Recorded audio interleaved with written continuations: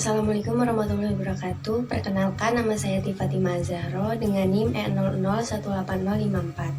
Video kali ini saya buat untuk memenuhi tugas mata kuliah praktikum biokimia yang berjudul denaturasi protein dengan tujuan memperlihatkan bahwa protein dapat diendapkan dengan penambah asam.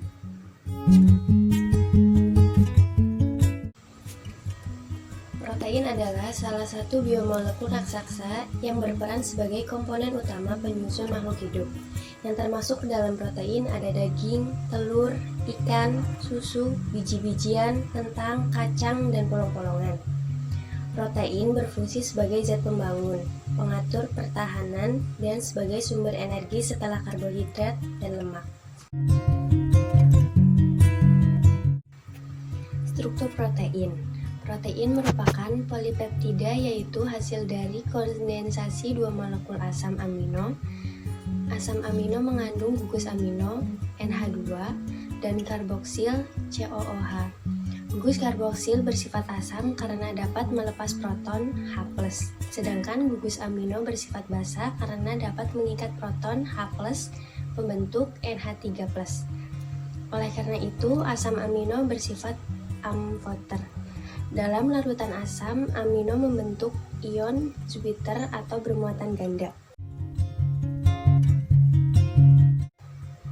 Denaturasi protein merupakan perubahan struktur protein akibat pengaruh dari perubahan suhu, perubahan pH, radiasi, deterjen, dan perubahan jenis pelarut. Ciri suatu protein yang mengalami denaturasi bisa dilihat dari berbagai hal. Salah satunya bisa dilihat dari perubahan struktur fisiknya. Protein yang terdenaturasi biasanya mengalami pembentukan lipatan pada bagian-bagian tertentu. Selain itu, protein yang terdenaturasi akan berkurang kelarutannya. Penyebab denaturasi protein juga mengakibatkan ciri denaturasi yang spesifik, misalnya panas dan juga asam, basa. Dan yang terakhir, bentuk protein terdenaturasi yang mengendap ini juga dapat diakibatkan oleh pengaruh logam berat. Struktur protein dan hubungannya dengan denaturasi. Lihat dari pengertian denaturasi protein itu sendiri, yang merupakan suatu proses di mana terjadi perubahan atau modifikasi terhadap konformasi protein. Lebih tepatnya terjadi pada struktur tersier maupun kuartener dari protein. Misalnya pada struktur tersier protein, terdapat 4 jenis interaksi pada rantai samping seperti ikatan hidrogen, jembatan garam, ikatan disulfida, interaksi nonpolar, dan pada bagian non-hidrofobik.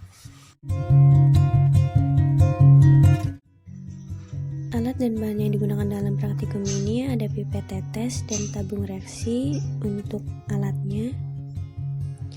Dan bahan yang digunakan yaitu kecap, minyak, albumin, yogurt, dan susu sebagai sampel, cuka dan jeruk nipis sebagai reagen.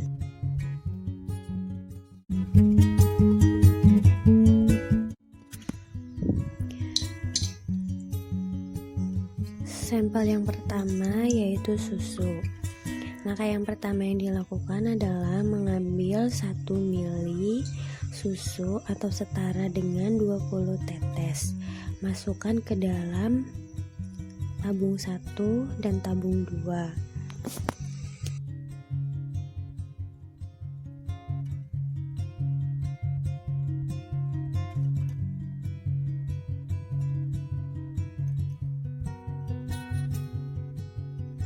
Kemudian masukkan 1 ml cuka ke dalam tabung 1 dan jeruk nipis ke dalam tabung 2. Langkah yang terakhir yaitu kocok sampel dengan reagen.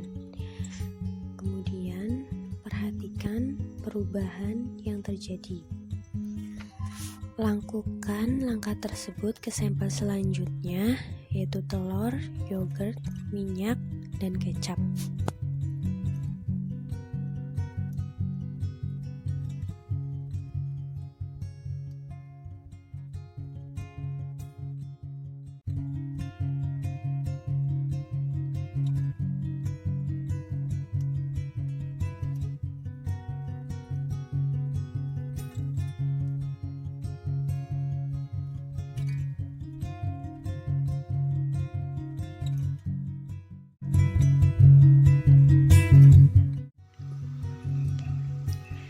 Sampel yang ditambah jeruk nipis dan cuka akan mengalami perubahan baik secara fisik maupun kimiawi.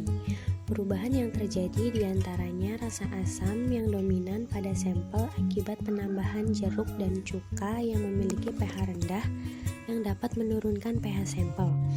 Bau sampel juga menjadi asam setelah ditambah jeruk nipis dan cuka.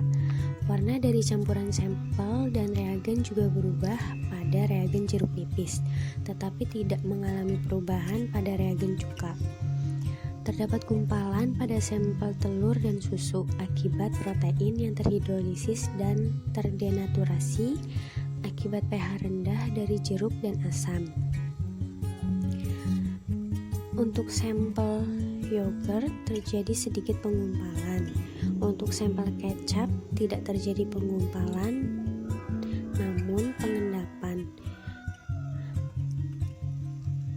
Dan untuk sampel minyak terdapat dua fase.